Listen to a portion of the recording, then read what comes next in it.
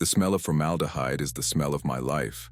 It's a clean smell, or at least that's what I tell myself, a chemical barrier between the chaos of life and the perfect stillness of death. For 15 years, the Thorne family funeral home in Burlington, Vermont, had been my sanctuary. I was Elias Thorne, a third-generation mortician, a man whose hands knew the intimate geography of the recently departed better than his own reflection. My life was routine, predictable, and firmly grounded in the tangible. I dealt with facts, the weight of a body, the paperwork, the precise temperature of the cooling unit. The supernatural, a comfort for the weak-minded, a ghost story to ward off the real darkness of grief. I was a skeptic, a professional rationalist, and in the quiet of my embalming room, I believed I had control over the one universal truth. The first crack in my perfect reality appeared not through some Gothic visitation, but through an auction catalog. I was scrolling through an online estate sale, looking for some antique brass fittings for the chapel doors, a minor vanity of mine, when I stumbled upon it, an antique medical ledger circa 1890s. It was bound in thick, dark leather, scarred with age and stamped with an elaborate, almost esoteric symbol I couldn't quite decipher. I wasn't a collector of medical oddities, but something about the book pulled at me, a strange, almost professional curiosity, an urge to possess a piece of history related to my craft. I bought it for a song. This was my vulnerability, my recent desire, the need for a physical connection to the long, unbroken chain of my profession, a chain I felt had been strained since my father's passing last year. My father, the original skeptic, had always said, "Elias, the only ghosts are in our memories." When the ledger arrived, it was heavier than expected, and the pages, though brittle with age, felt thick, almost oily. The handwriting inside was a looping, ornate copperplate, detailing the medical histories and final dispositions of people who had died over a century ago in the surrounding rural New England area.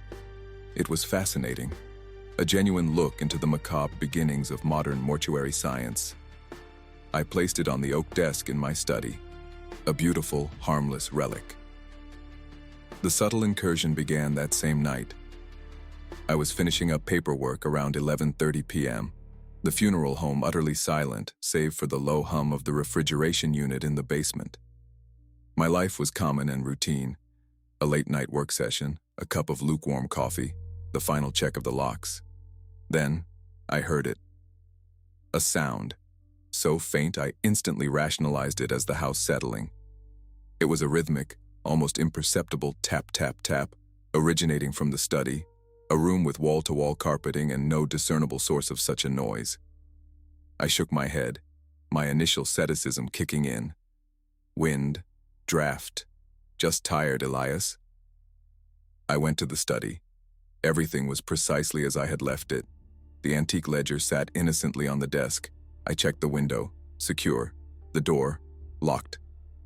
The tapping had stopped. I returned to my office, but the peace was broken.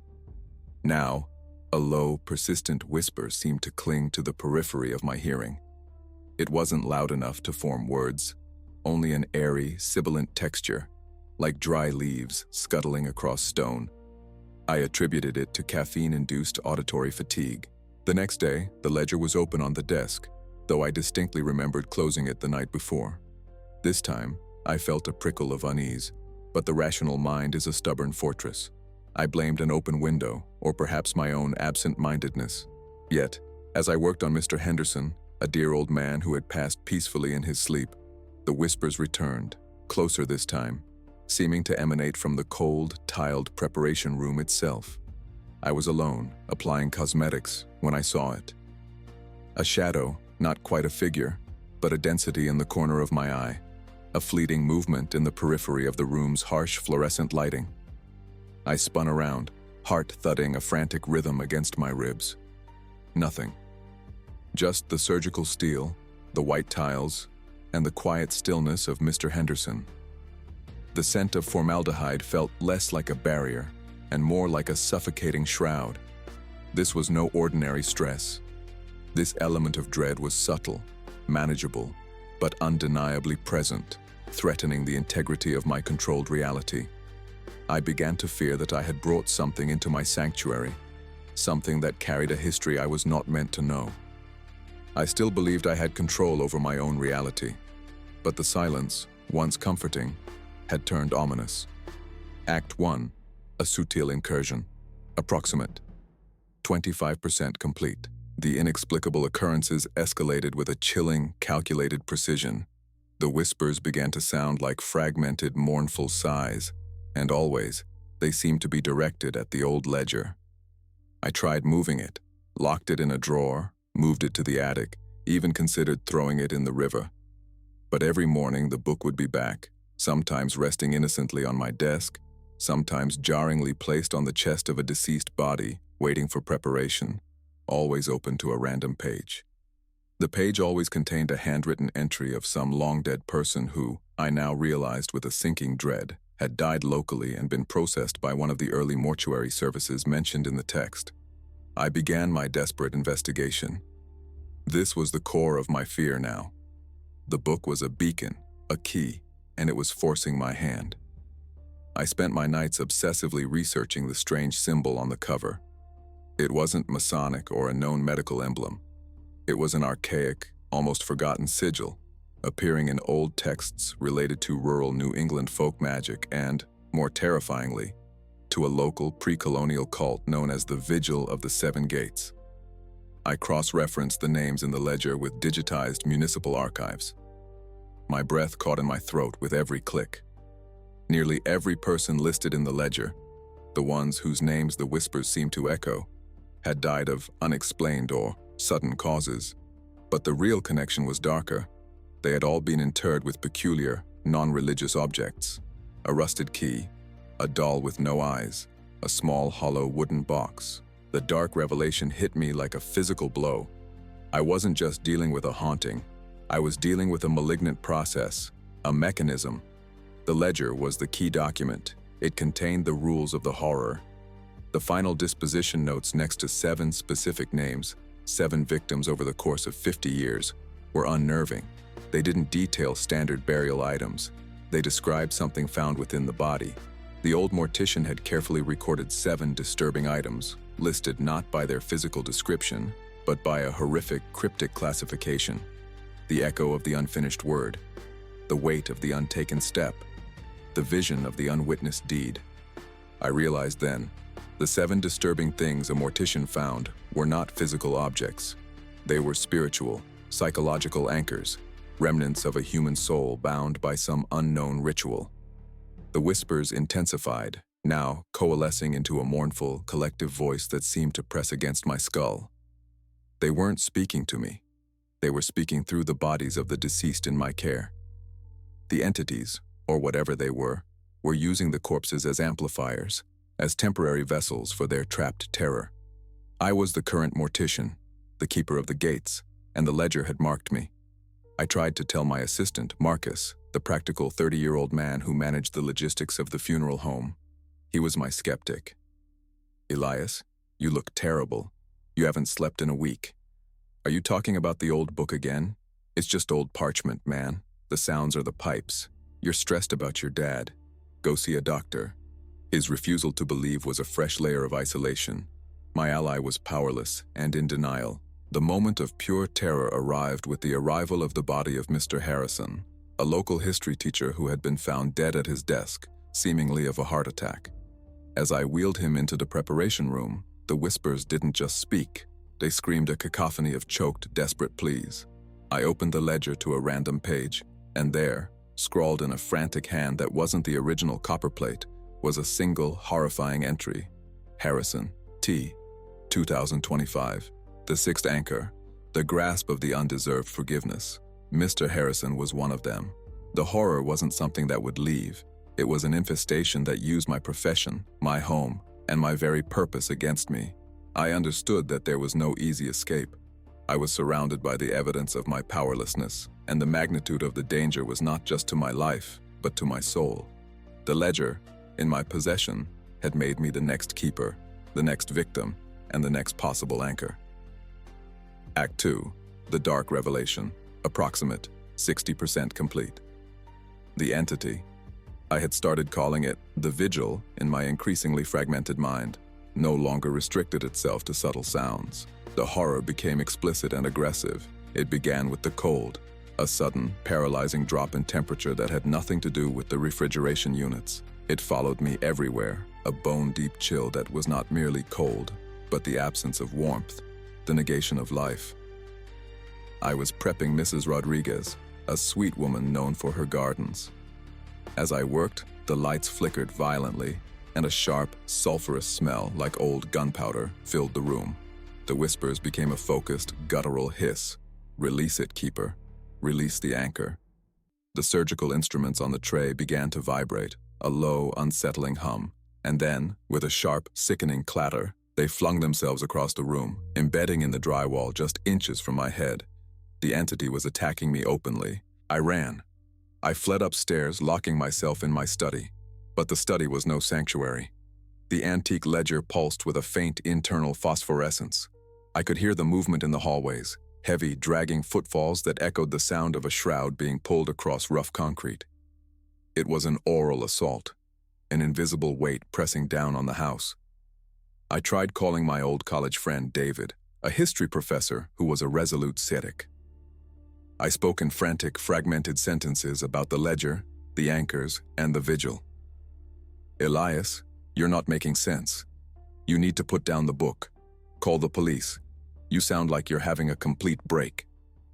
He hung up, promising to call me back with an appointment with a specialist. I was completely isolated. My secondary characters were abandoning me. The police? What would I tell them? There are ghosts in my bodies, and a book wants me to release them. The fear of being institutionalized was now a terror almost equal to the vigil itself. My sanity was rapidly disintegrating. I stopped sleeping. When I did, the nightmares were not of shadows, but of the faces of the deceased, their mouths opening in silent, impossible screams. I began to see myself in the reflective steel of the prep room, gaunt, unshaven, eyes hollowed out by pure paranoia. I was losing my grip on the world, real and rational. I attempted to combat the evil. I gathered every religious artifact I could find: an old crucifix, a Bible, a small bottle of holy water from a local church. I doused the ledger, the pages of the old book sizzling and smoking with the liquid. The hissing from the hall intensified to a roar, and the entire house shook as if seized by an earthquake. My desperate attempts only worsened the situation, enraging the entity. The entity's final, psychological torment came through the face of Mr. Harrison. I had left his body unattended for 24 hours out of fear. When I finally forced myself back into the preparation room, he was staring at the ceiling, his eyes wide open. He hadn't been like that before. I had closed them myself. His face was a mask of cold, serene peace, but on his lips I saw a faint, crimson stain and a small, perfectly round, rusted key resting on his chest. The echo of the unfinished word. A terrifying lesson learned through suffering. The entities weren't just trapped by the anchors, they were created by them, and their release was the ultimate goal. The vigil wasn't after my life, it was after my complicity. I was learning the horrifying rules of the game. Survival meant embracing the madness. Act 3, the escalation of fear, approximate, 90% complete. The confrontation was upon me, and it would not be in the sterile preparation room, but in the deepest, most isolated part of the funeral home. The root cellar, a cramped, dirt-floored space used for storing old records and unusable equipment. The air was thick with the smell of damp earth and deep, unending decay. I had realized my error. The vigil wasn't trying to harm me. It was trying to break me so I would surrender the ledger and complete the ritual it demanded, the release of the anchors from the 7 bodies. I had to deny it the book, the knowledge, the power. I clutched the heavy, water-damaged ledger. It felt like a stone in my hands, a thing of immense weight and terror. The screams were constant now, echoing from the basement above me, a chorus of the tormented dead. I descended into the root cellar, the single hanging bulb casting a sickly, weak yellow light on the dusty boxes. The isolated, claustrophobic location was perfect for the climax. As I reached the center of the cellar, the light bulb exploded in a shower of sparks. plunging me into absolute darkness. The air around me solidified, an oppressive, suffocating pressure.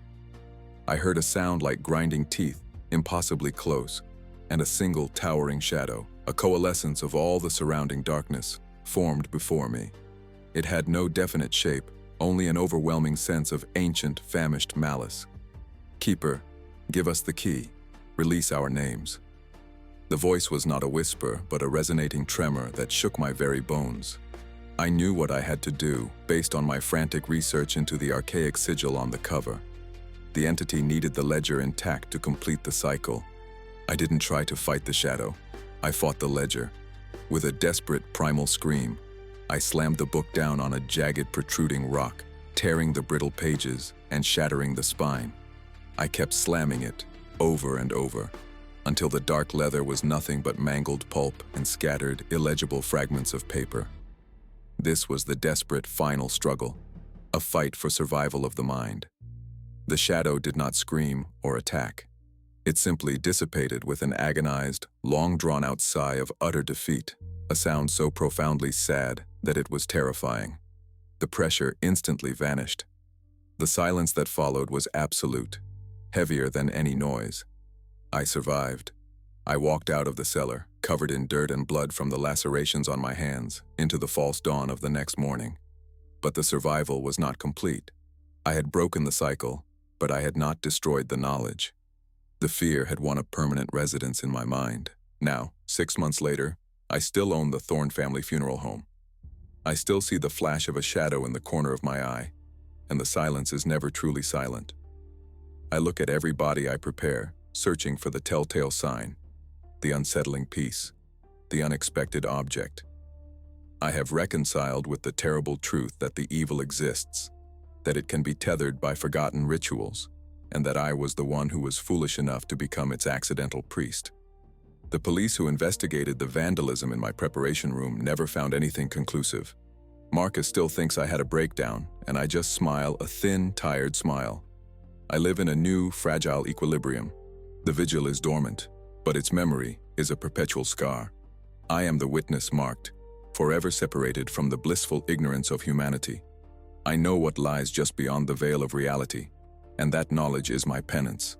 The doors are closed, but they were not locked. The ultimate truth I learned is that the past is never truly dead, and that my curiosity was the most terrible curse of all. I can never be safe, only perpetually vigilant. I am Elias Thorne, the mortician who knows the secrets of the dead. Now, you know them too. Do you believe in the whispers of the departed? Have you ever felt a presence that defies all logic? Let me know your most terrifying supernatural experience in the comments below. If this story chilled you to the bone, please like and share it with those who dare to look into the darkness.